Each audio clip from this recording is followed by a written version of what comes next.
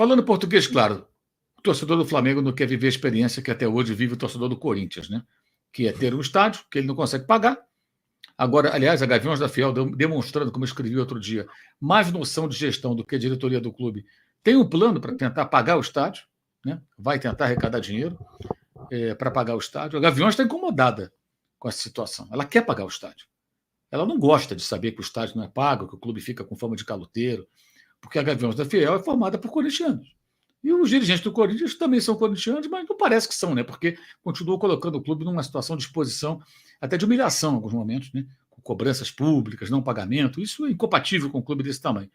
A mesma coisa vale para o Flamengo. O Flamengo não pode voltar a viver isso. O grande temor de todo rubro-negro minimamente inteligente, né? Consiga juntar Lé com Cré, é que o Flamengo, por conta do estádio, se meta numa enrascada muito grande.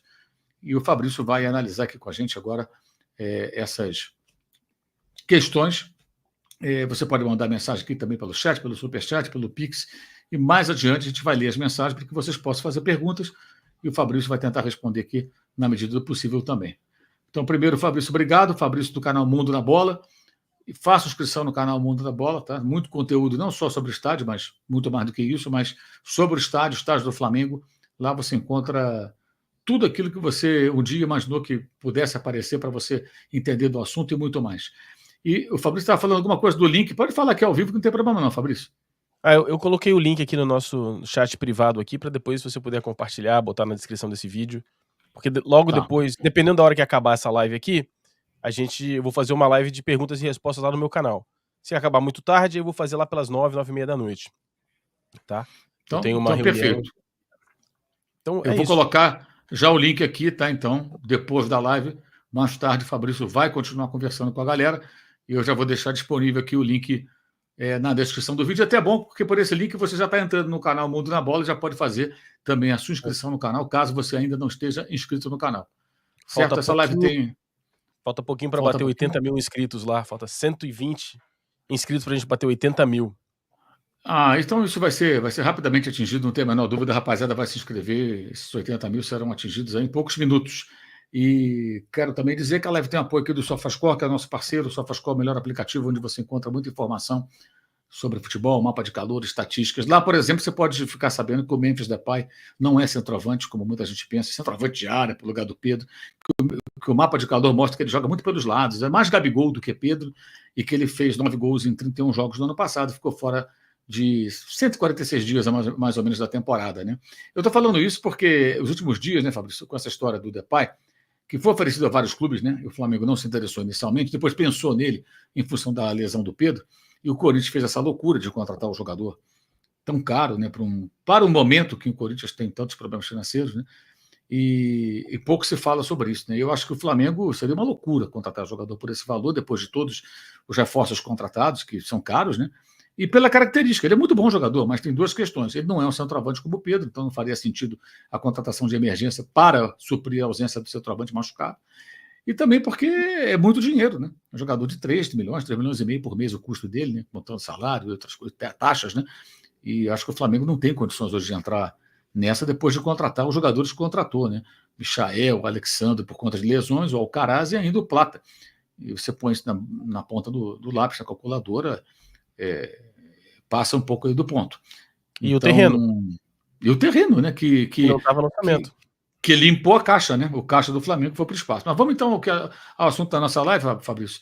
Queria que você fizesse uma introdução aí, fique à vontade para você explicar mais ou menos o que você pensa disso tudo. Depois a gente começa com as perguntas e respostas para o pessoal poder analisar, ouvir sua análise e pensar a respeito.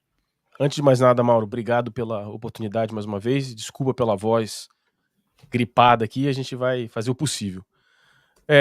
Uma coisa que eu falo para os torcedores do Flamengo, duas na verdade. A primeira é que qualquer negócio imobiliário é um gerenciamento de risco.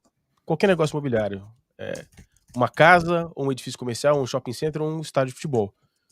E o nome do jogo, Mauro, é diminuir o risco. Tentar diminuir o máximo os riscos. Qualquer operação imobiliária tem um risco. Desde a sua casa, desde a edícula, até um shopping center, um estádio. Então, eu vim do mercado imobiliário e eu fui treinado para mitigar risco, pensar no risco o tempo todo. E é assim que o mercado se desenvolve.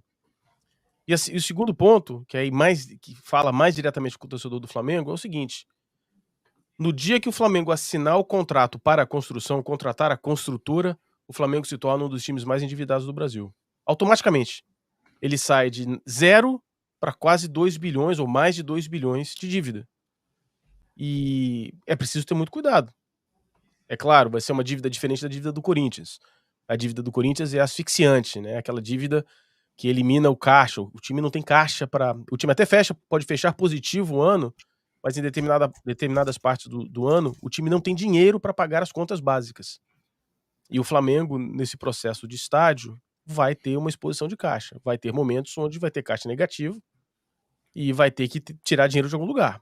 Ou emprestando, ou vendendo uma participação do estádio, ou diminuindo investimento em outras partes do clube. Não tem jeito. Não tem como fazer isso sem ter alguma dívida e sem ter que se endividar. Portanto, as perguntas, Mauro, todas as perguntas que a gente estabeleceu, elas têm, no fundo, um objetivo. O objetivo é tentar tirar dos candidatos quais são os planos para caso haja algum problema. Por quê? Porque o Flamengo comprou um terreno sem saber quanto vai custar o que vai ser construído nele. Não sabe. O Flamengo não sabe quanto vai custar, o Flamengo não sabe quanto vai custar para serem feitas as coisas fora do terreno. Por exemplo, todas as adaptações que são exigidas no edital de leilão, fala assim, passarelas, melhorias dos acessos, na Dom Pedro II, na Francisco Bicalho, ciclovias, aumento da capacidade das estações de metrô naquela região, todas elas são custos do Flamengo e não está calculado. Então, já tem um risco muito grande num projeto que está contido no terreno. Agora nós temos um risco que vai além do terreno, nas exigências da prefeitura e no viário, que a gente não sabe que a empresa Sete Rio, né, a Companhia de Engenharia de Tráfego da cidade do Rio de Janeiro, pode exigir. A gente não sabe. Então, é um projeto arriscado. E as perguntas foram feitas, foram estabelecidas para tentar saber dos candidatos. Como os candidatos veem esse risco. E eu digo uma outra coisa. Todas as vezes que qualquer torcedor do Flamengo se deparar com alguém dizendo essa história do estádio é moleza, vai dar tudo certo, o Flamengo é rico, pode ficar preocupado porque a informação não está correta. É um negócio arriscado, difícil, complexo e, sobretudo, muito caro. Então, o torcedor do Flamengo tem que ficar muito atento aos comentários que simplificam esse processo do estádio. Então, todas as perguntas, elas, no fundo, foram desenvolvidas e criadas para saber a capacidade que os candidatos têm de responder aos possíveis problemas que vão surgir diante da construção. Se você puder botar na tela aí, a gente vai para as perguntas direto. Vamos lá. Esse ponto é muito importante, gente, entender que é balela, tá?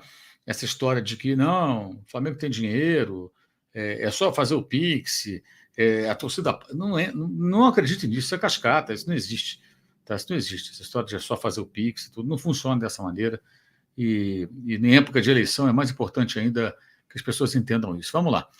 Então, vamos lá. Estádio do Flamengo está aqui. A pergunta número 1, certo, Fabrício? É isso, Mauro. Essa pergunta foi baseada nesse documento. Esse documento circulou entre os torcedores do Flamengo e os conselheiros, chama Estudo de Viabilidade Técnica Fase 1. E durante a reunião do conselho, que aconteceu na segunda-feira, antes da compra do terreno, que foi numa quarta, o executivo responsável, Marcos Bodan, que hoje é vice-presidente de patrimônio do Flamengo, ele apresentou esse documento e ele disse mais. Esse documento é 1 entre 4, é a fase 1, onde fala da viabilidade técnica. A fase 2 é a fase que faz o conceito do projeto, desenha e que permite, por exemplo, um time de engenharia fazer a conta de mais ou menos quanto vai custar. A fase 3 é um concurso internacional e a fase 4 é a finalização do projeto propriamente dito. A pergunta que a gente fez é, sem que ao menos a fase 2 seja realizada, é possível afirmar que o Flamengo tem real segurança do valor total desse projeto? Porque não tem o projeto, não sabe qual é o custo de fundação, não sabe materiais, não sabe nada.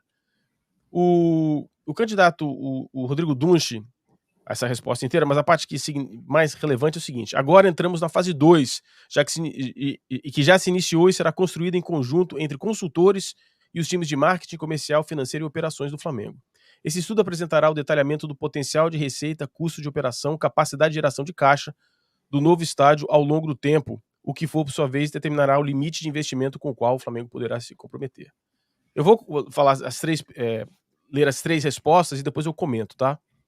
A resposta do Maurício, do Maurício Gomes de Matos, da candidatura do Maurício Gomes de Matos, refere-se a um cenário diferente. Eles fizeram 3 análises uma análise otimista, uma análise realista e uma análise pessimista. E eles responderam, inclusive, mandando um link com o documento, com a viabilidade, com as 3 viabilidades que a gente leu, que a gente está comentando aqui.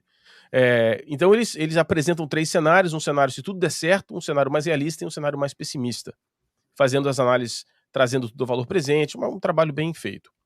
E o Valim, na sequência, o Valim respondeu da seguinte maneira: o estádio do Flamengo tem que ser construído sem afetar o caixa do restante do clube. O ideal, inclusive, é ter as contas separadas, já que o valor da construção do estádio deve ser definido diretamente em função da capacidade de captação de recursos pelo próprio negócio. O estádio tem que gerar os seus próprios recursos, ser uma unidade isolada, autossustentável financeiramente. Pode tirar da tela, Mauro. Então, as respostas são interessantes, primeiro falando da gestão atual do Dunch. Nós, lá no Mundo na Bola, e você também aqui no seu canal, as pessoas que de alguma maneira estão se envolvendo, vinham levantando sempre que o Flamengo não tinha um projeto. O Flamengo não tinha um projeto, o Flamengo não tinha um projeto, o Flamengo não tinha um projeto. E havia uma parte da torcida que nos contestava, né? Alguns de maneiras educadas e outros eram os haters, né? Sem cérebro, que diziam, não, os caras, claro que os caras sabem o que estão fazendo, claro que os caras sabem o que estão fazendo. E aí nós confirmamos. O próprio Dunch agora confirmou. O Flamengo comprou sem ter um projeto. E ele diz na resposta dele, Mauro, não, o leilão saiu em 15 dias, tal. Mas eu gostaria de lembrar, Mauro, você se lembra aquele comentário lá do Landim, dizendo, não, o Maracanã vai ser para jogos pequenos. Lembra disso? Que ele fala isso para torcedores? Isso aconteceu em agosto de 2022. Agosto de 2022. E ele estava se referindo a um possível estádio para mais de 100 mil pessoas no terreno do gasômetro. Se o Flamengo, de fato, naquela época tivesse interesse em fazê-lo, não seria pertinente, não seria inteligente ter desenvolvido mais estudos? Quanto custaria ter mais solidez na sua definição? Então, o Flamengo... E naquela época havia um outro ponto, né? Naquela época, o fundo, que era proprietário do terreno, ou ainda é proprietário do terreno, o fundo estava quebrado. E o fundo tinha declarado que poderia vender os seus ativos por um valor menor do que valiam. Então, da primeira vez que falou-se sobre o terreno do gasômetro, que foi em maio de 2022, até julho de 2024, o Flamengo não fez um estudo. Não fez um estudo. Não tem. Poderia ter feito. Então, essa justificativa para mim de que só teve 15 dias mostra que o Flamengo não papou mosca durante 2 anos. Para mim, essa é a sensação. A resposta do Maurício Gomes de Matos é uma resposta para mim, apesar de haver muita insegurança nas viabilidades, e eles sabem disso, porque eles não têm todas as informações, os únicos que teoricamente detêm a informação completa é a situação, eles se colocam de uma maneira que eu acho muito interessante, de colocar 3 cenários. O cenário realista, o cenário ferrou, vai dar tudo errado, e o cenário otimista, se der tudo certo. E prepara-se, né? Entende-se, trabalha-se o cenário realista, mas se prepara para o cenário pessimista. Isso mostra, pelo menos, que há uma prudência grande com relação a esse processo. E o Valim responde de uma maneira diferente ainda. O Valim quer separar as unidades de negócio. Separando as unidades de negócio, o Valim sugere que o futebol, os esportes olímpicos, o clube não será afetado de maneira alguma. Mas, por outro lado, ainda não se sabe qual é a capacidade de geração financeira desse negócio. Então, é uma ideia boa, é uma ideia inteligente, é uma ideia segura, mas a gente não sabe se esse modelo de negócio, por não ter informação, ele não ter informação, vai conseguir gerar as despesas, vai gerar as receitas.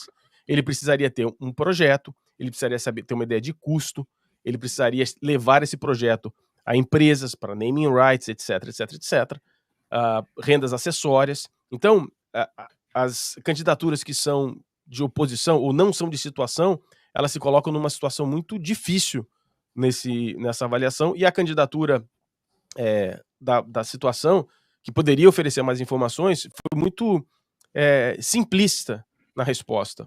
E eles eram a melhor fonte ali de informação para a gente. O que a gente vê é que é possível, e aí dando crédito à gestão atual, é possível que a gestão atual esteja empenhado com muito mais informações do que eles estão disponibilizando. apesar de eu, olhando do lado de fora, não ver razão nenhuma para essa retenção de informação. Não tem razão para o Flamengo hoje reter informação. Nenhuma. Pelo contrário, né? Seria muito melhor, criaria mais furor, criaria mais possibilidade de geração de receitas, mais interesse em naming rights, etc. Então me parece que se é uma estratégia que para mim não faz muito sentido.